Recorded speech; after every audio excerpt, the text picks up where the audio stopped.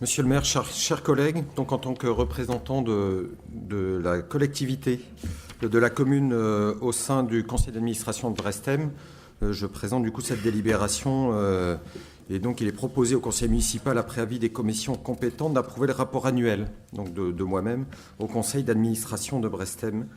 Une petite parenthèse suite à une question en commission qui consiste à répondre à une question d'une interpellation quant à la baisse des charges de personnel de la SEM, pour préciser que la variation 2013-2014 en ce qui concerne la masse salariale globale et le poids de la masse salariale dans les charges d'exploitation font moins 5,78% donc concernant la masse salariale globale, et le poids de la masse salariale donc dans les charges, c'est moins 1,5 point qu'on peut retrouver d'ailleurs dans les résultats certifiés par le commissaire aux comptes de la SEM.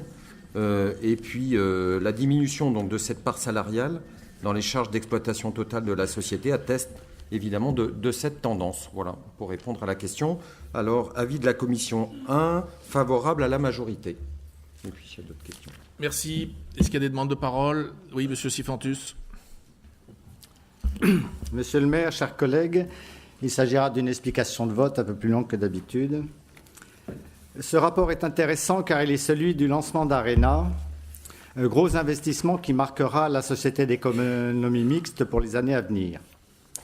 Une SEM qui affirme être, je cite, reconnue pour sa gestion performante des grands équipements de la métropole. Dans un contexte économique sensible, dont vous soulignez vous-même qu'il est marqué par la baisse du pouvoir d'achat des familles et les difficultés de certaines entreprises, nous sommes heureux de vous l'entendre dire. Contexte qui empêchera maintenant cette société d'investir aussi fortement qu'au cours des dernières décennies, encore un aveu inquiétant. Dans un tel contexte, vous vous félicitez de la fréquentation des équipements et surtout du résultat net, qui reste stable malgré les recettes très insuffisantes des deux équipements majeurs que sont le Quartz et Océanopolis. Il nous semble important cependant de souligner comment ce résultat peut être ainsi plus ou moins artificiellement maintenu, tout comme le ratio d'endettement d'ailleurs. La stabilisation du résultat net est obtenue d'une part grâce à l'augmentation de subventions qui sont déjà à un niveau élevé, plus du tiers des produits d'exploitation. Pour l'exprimer d'une autre façon, la billetterie ne représente en général et en moyenne qu'environ le quart du coût réel des prestations. Le second levier a consisté d'autre part à une diminution drastique des charges d'exploitation qui a touché principalement les effectifs d'intérimaires ou les contrats plus ou moins courts, à hauteur de près de moins 6%, comme vous venez de l'indiquer, comme vous venez de le confirmer. Mode d'action qui ne devrait pas manquer d'intéresser vos administrés et vos alliés politiques. L'augmentation du capital de la société au début du projet Arena a aussi contribué à stabiliser par ailleurs ce résultat. C'est donc bien un résultat qui reflète mal la réalité de la gestion. Sur la forme du rapport, on peut aussi s'étonner du caractère commercial et bien peu transparent de ce dernier rapport. Il n'y figure plus en particulier le détail des comptes par activité comme c'était le cas en 2013. Il n'y figure pas non plus le rapport du commissaire aux comptes comme pour d'autres sociétés, alors que vous venez de l'évoquer dans votre présentation. Enfin, si vous êtes aussi satisfait de la gestion par Brestem, pourquoi avoir choisi un statut particulier pour la Carène? Pourquoi avoir préféré le statut de SPIC, statut qui a laissé pendant 5 ans perdurer une mauvaise gestion, alors que le travail effectué par les équipes semblait de très bonne qualité?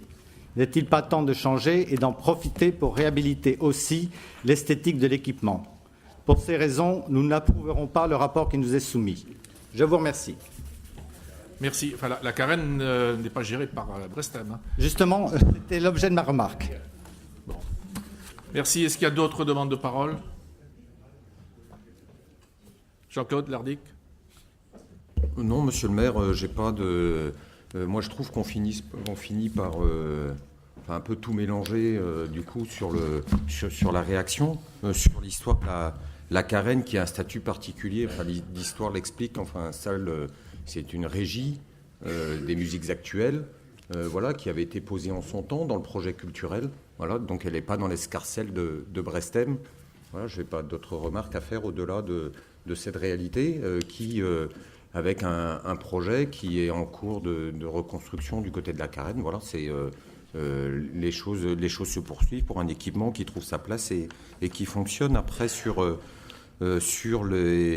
l'ensemble des équipements, là aussi, ils répondent tant du côté du quartz, essentiellement à un accompagnement de la politique culturelle. On voit bien d'ailleurs l'ensemble du bénéfice qu'en retire l'ensemble de la collectivité dans la fréquentation du dit équipement.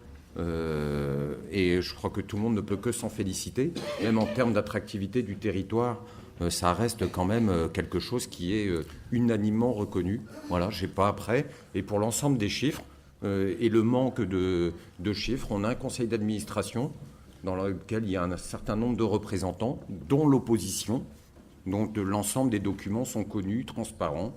Voilà, et ils font partie des outils de gestion, voilà, qui font partie de communication connus de tous. Je n'ai pas d'autre chose à rajouter, monsieur le maire.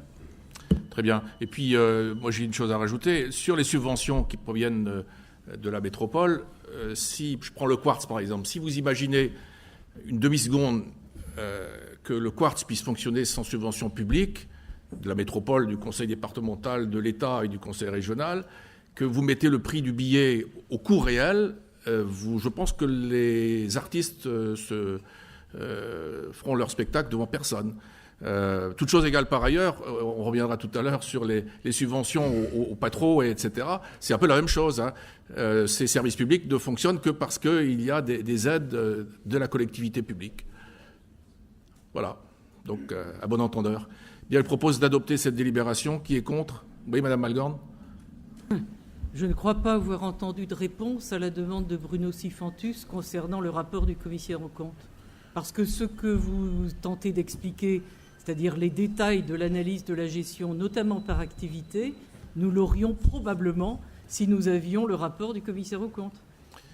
On pourra vous le fournir le plus rapidement possible. Je ne sais plus d'ailleurs qui siège de votre groupe au conseil d'administration. J'ai un trou de mémoire. Oui. Madame Kolovati, donc soit je m'en charge, soit vous vous chargez de fournir le rapport du commissaire aux comptes. Écoutez, normalement, on devrait l'avoir ici, devant le Conseil. Ce n'est pas des choses à se passer de la main à la main, hors procédure, enfin. Ben oui, c'est pas normal. Désolé. Comme vous l'avez compris, nous votons contre. Ça, je l'avais deviné avant que vous ne preniez la parole. Allez. Est-ce qu'il y a d'autres questions? Oui, Alain Masson. Juste un problème d'ordre. Il y a des commissions qui fonctionnent. Je ne crois pas qu'il y ait eu une demande de l'opposition pour avoir le rapport il y a une semaine. S'ils avaient fait la demande il y a une semaine, ils auraient eu le rapport entre les mains pour le Conseil.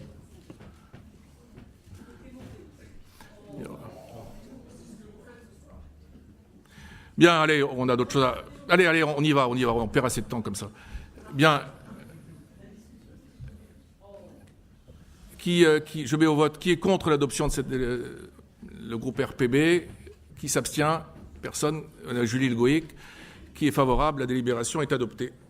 Le rapport est adopté. Merci. On continue.